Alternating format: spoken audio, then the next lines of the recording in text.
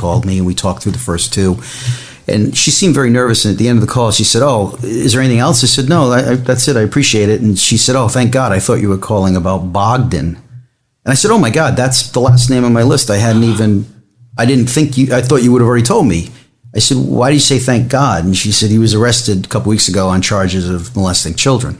And at that point, I thought, "Oh God, like this couldn't get any worse possibly," which led us to look back, and we've since found at least one other guy who came over on a fraudulent visa who was arrested and has been processed for abusing a child as well. So terrible, right? The hope is that it's limited. I mean, you hope for none, but there are a couple out there, and we're hoping that no more come forward. Obviously, we've spent a lot of time talking to U.S. Soccer and the Center for Safe Sport to make sure they're aware of it. We've advised U.S. Soccer that there's holes in their processes, and the groups that are delegated by U.S. Soccer to monitor youth soccer, not the state associations, but some of the others that are more national in nature, don't appear to be auditing the compliance, which is worrisome.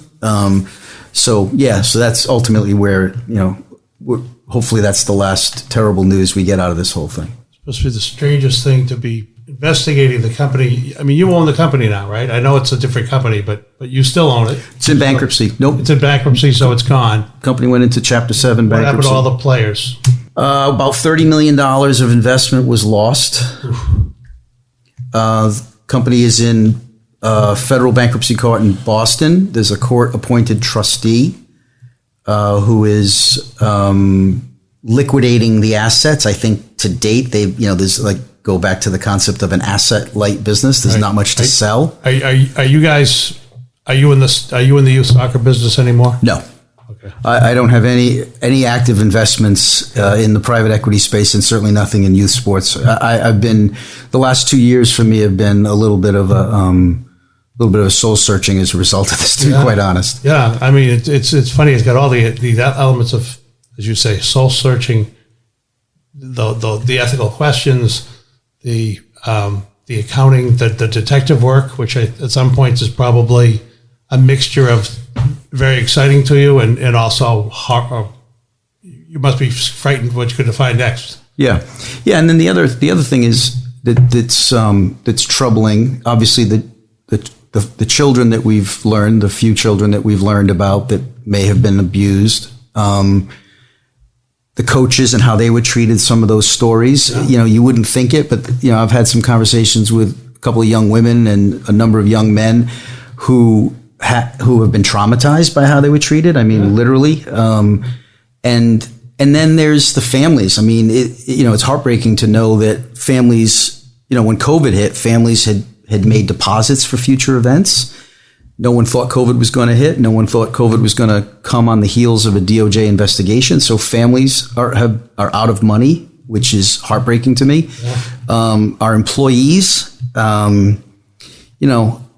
we made a lot of changes in the business, I think, for the better to try to turn it around. And there were folks that were incredibly committed and loyal who were already at the company. Mm-hmm. And then there were others who came and sat alongside of me during all of this stuff that, I know it's just a business, but it's like you're in the bunker with somebody, working 18 hours a day, and they're sticking by your side trying to get through it, and to know that those people lost their jobs. And then there's vendors. I mean, we had, over 500 employees in this business, and the music just stopped at the end of May, beginning of June of last year. Right. Yeah, it's an unfortunate, and that's why some people say, well, why the hell do you want to relive it, or why do you want to write it? I genuinely, look, I'm not, you don't make money selling books. Those days are over.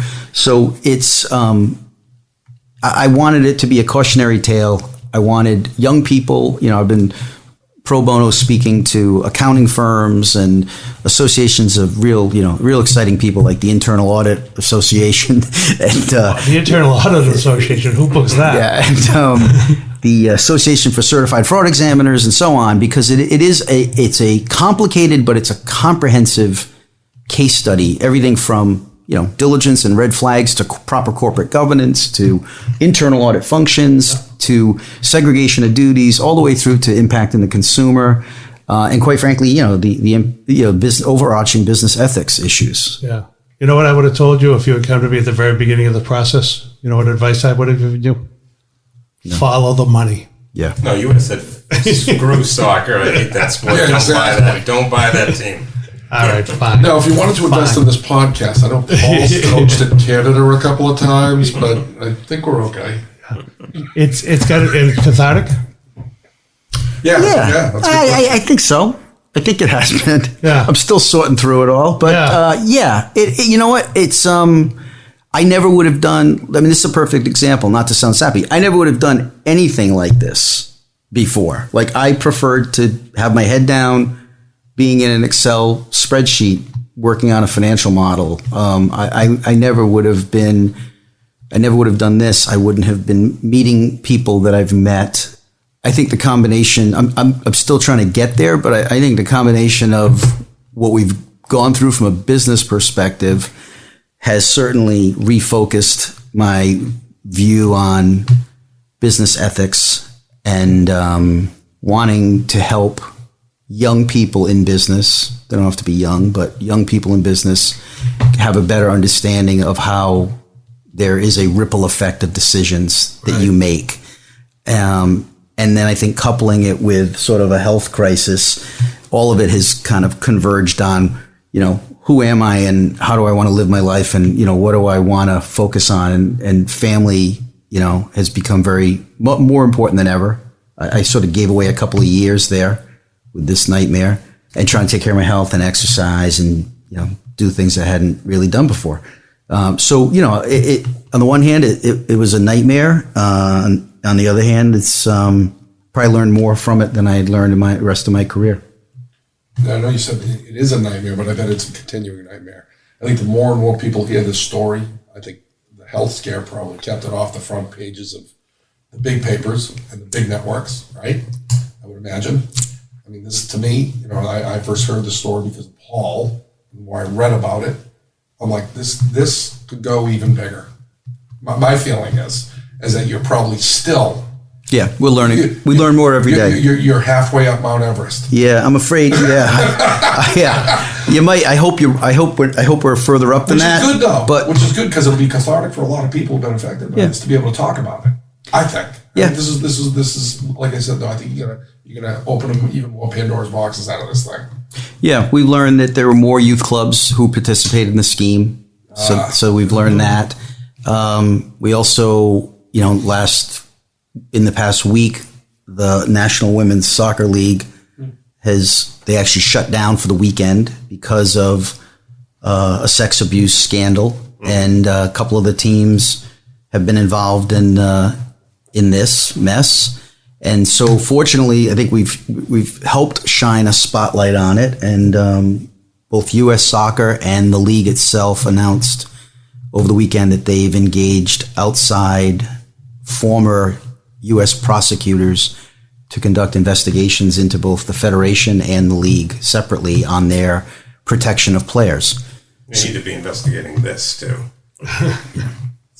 Where are they? Well, I just think it's great for soccer in general. I think this is good. Yeah, I mean, uncover something that was going to go really bad. Could have been much, much worse as you're looking to expand and everything else. Imagine what that would have been like.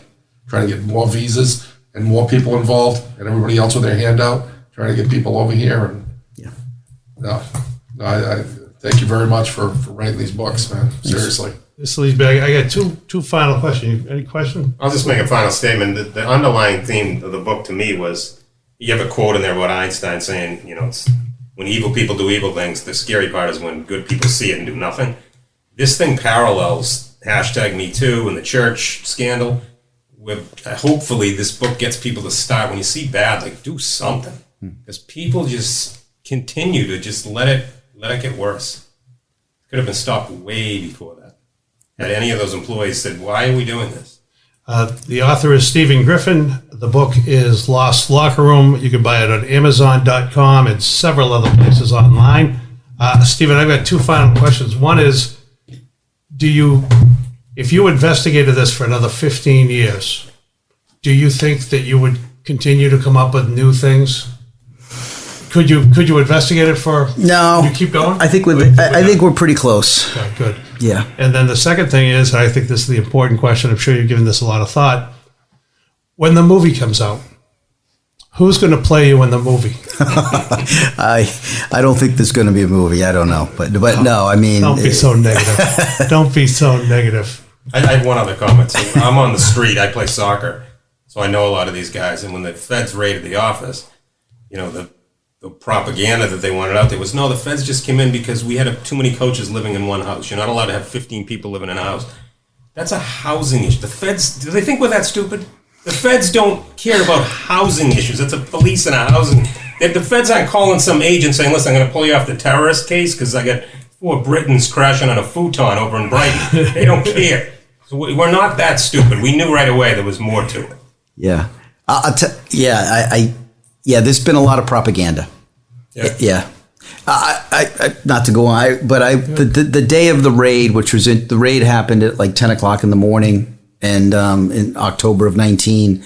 I was so happy. In Waltham, and the CEO of that division showed up at my office, our headquarters, which was in the seaport. So, even with a little bit of traffic, 25 minutes or something.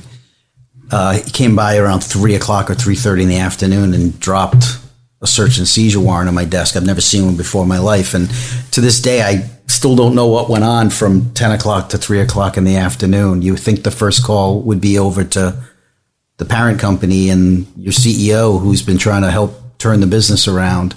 And then from that day forward, myself and a young lady named Laura McLaughlin, who came on as our chief people officer, we've been up to our elbows in forensic work and emails and documents ever since. It was a bizarre day, to say the least. And all the while, I'm sitting there looking out the window, watching literally directly across the street, down below me, the federal courthouse and the college admissions scandal and all the cameras set up. I used to walk in and think, well, as bad as things are here, at least I'm not dealing with something like that. And then the raid happened. And you put all those hours in, they pay by the hour?